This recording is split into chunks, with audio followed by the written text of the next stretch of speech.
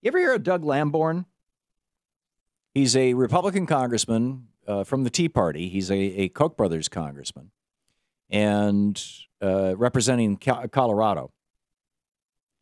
And he is, according to reports from Corey Hutchins over at Maine.com, he has admitted that he and unnamed others are asking generals, this is United States military, they're asking generals to quit the military in protest of President Obama's policies. Now, what policies? Probably the policy of being black while president.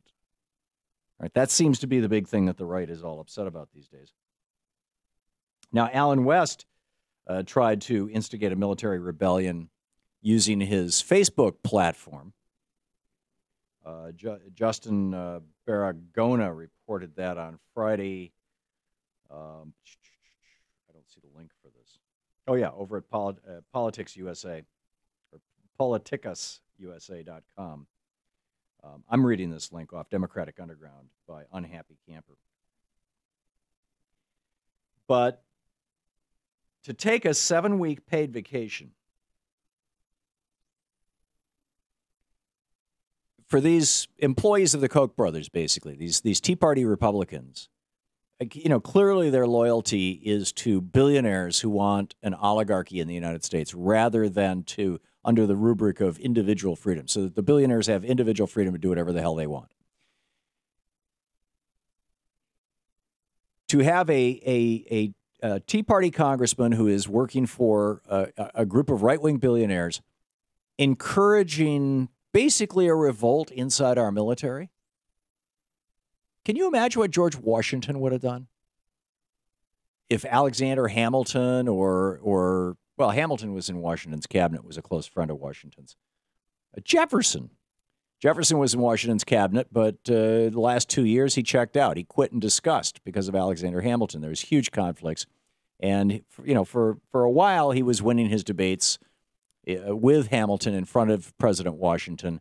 Eventually he stopped winning his debates. Hamilton started prevailing, and so Thomas Jefferson left.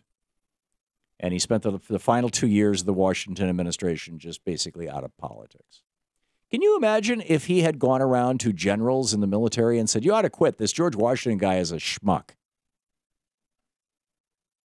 Can you imagine? And yet that's what Doug Lamborn, the Republican congressman from Colorado, appears to be doing.